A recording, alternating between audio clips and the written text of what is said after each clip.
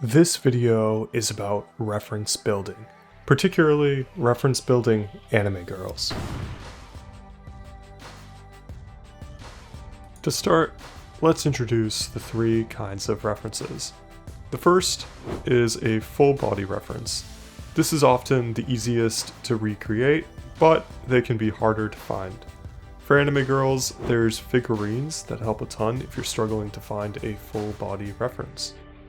The second kind of reference is a cropped body reference. For this reference, you can guess where the remaining body parts would go to recreate a full character, or you can just build a cropped character. The third kind of reference is a combination. This usually uses an anatomy pose along with the character. Alright? Perfect. Before we get started, I have to talk about the elephant in the room, my build style. Okay, so let's talk about perspective building. So this is a 3D circle. It's circling, for sure. This is the pixel art of the same circle. It's 15 blocks, and if we look at the side profile, they're both pretty much the same. The big difference is the 3D version has more depth, which kind of makes it look a little bit more jagged on the edges. So perspective building, it pretty much tries to be 3D without adding too much depth to it.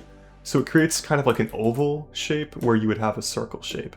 I'm not sure if that makes a whole lot of sense, but in my opinion, it's the Goldilocks package. Also, it gives you the ability to just kind of build the front of the build, not the back, which saves a whole lot of time. And there's a lot of benefits. You can do a lot of shaping with this, pretty much. Jeez, words. And here's just an example of what I mean with the shaping. So this looks like a redstone machine from Mumbo Jumbo, but if we flip over to the side, we can just see how layering on a perspective build can really hide in some curves and just make things look more well-shaped. So yeah, I highly recommend perspective building. If you want to build 3D though, you can still use this tutorial for sure. So no worries if you're a 3D builder. I'm just telling you personally, I build in perspective. Pro tip, when building, the last thing you want to do is make something flat and completely symmetrical. Try building things at slight angles to combat this, to make them look more natural in your builds. Okay, now for the bread and butter of the video. Proportions. Okay, real quick, I just want to say I'm going to be stealing a lot of things from Proco TV's proportions video. If you'd like to learn more about the topic, I definitely recommend watching the video as it's a great watch, and the link will be in the description. Rule 1. Less is more. When you start building, less is going to be more. When you detail a part of the build, it's super hard to change it, and it could totally ruin the proportions of the entire build. Let me demonstrate this with a quick example. Okay, so right here we have two builds. One of them is a completed, fully detailed build, and the other is an incomplete, just kind of in wireframe type build. Now, when you're doing a build like this, it's super easy to be able to edit it and change it. So for instance, let's say I wanted this foot to point in the same direction as that foot. I break these two blocks, 1, 2, 3, 4, and it's done. These feet are now in the same direction. Now, if I wanted to change her feet to be in a different direction, I'd have to break a ton of blocks, and it would be pretty painful, pretty painstaking. So I highly recommend saving the details until you have the proportions that you're happy with. Rule number 2, back up. When you hyper-focus on one part of the build, it's very easy to mess up a proportion. I recommend backing up frequently to look at the build as a whole to make sure things look proportional. Plumb lines! Woo!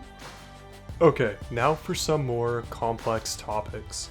When drawing, plumb lines are straight lines you can use to map out where certain features are. Minecraft is a fantastic medium because creating a straight line, extremely easy stuff. So definitely take advantage of this when possible. Personally, I'll go into Photoshop and I'll actually draw lines on the reference that I want to build. Then I build those same lines in Minecraft, and I'm able to make a build that's far more proportional had I not done that.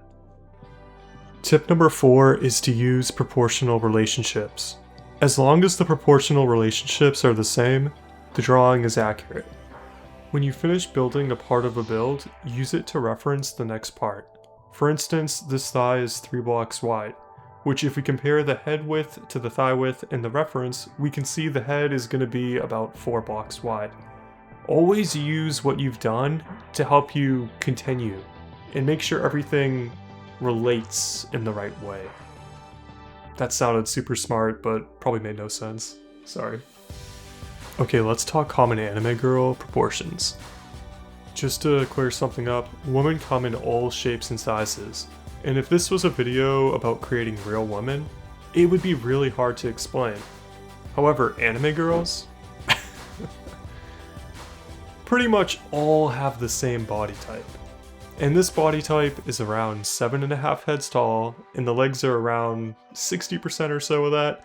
So keep in mind when building, you don't want to make it too leggy, too torso-y, too short, or too tall. The next tip is to draw over the reference. When you see a reference, something that helps me a ton is drawing over it. To do this, you can draw a wireframe, or heck, even some plumb lines, and this should help a ton when it comes to building. And it should also help your proportions a little bit. Right now, I'm just kind of showing you my process in Photoshop. A big thing I do is try to do the hands and the feet before making the lines to connect it to the body. And just try to get those in like basic geometrical shapes, like triangles, squares, lines. Don't try to get too complex when you're doing this step because it'll make you more confused later on. Also, for this reference, just so you know, the hip location and the torso location, I don't know, it's actually really tricky. I think I screwed it up possibly, so if you're an artist and you're watching this, I do apologize.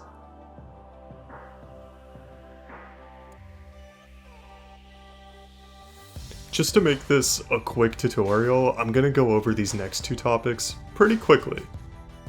So, color time. Okay, so today we're gonna be coloring this build, which we showed earlier in the video. So to start, we have to figure out what our midtones are. For this build, it's gonna be the white terracotta, the jungle planks, and over here, it's gonna be mangrove planks. So I have those all set over here. I developed some solid block palettes for all three of them to give it a highlight, a low light, and then the midtone. Usually these three colors are all you're gonna need. However, for the skin, I noticed that her shadow was the same color as her hair, which means I have to make a darker shadow, which in this case, it's gonna be granite. Now, a pro tip is if you're feeling a little lazy, you can just lay out the midtone and put stained glass on top of it. A lot of builders, including X90, will do something like this, and it creates pretty much a palette without having to put too much effort into it. And also you can match colors a lot better if you use stained glass, so if you're going for accuracy, this does help at times too, but also if you're just trying to low effort it, you can throw like white stained glass and black stained glass on the midtone, and then you have your shadow and highlight. Anyways, we're good to go, so let's start our mini time lapse and color this build.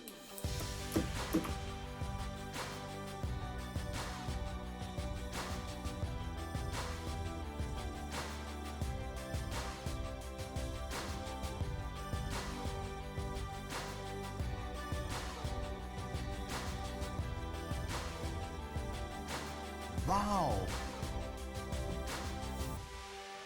Okay, just to be clear, this is very, very basic, and I can go way more in detail if you guys want to, but here's a table that just shows some of the basic smoothing blocks in Minecraft, along with some of the examples of their usage.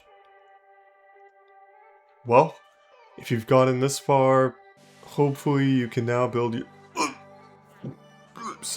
your Minecraft girlfriend. What am I doing with my life? Thank you so much for watching today's video, and thank you so much for 9,855 total subscribers. Dude, it's unreal. If you got any questions, feel free to let me know in the comments, or join the Discord and send me a message. I got you. Have a nice day, stay hydrated, peace.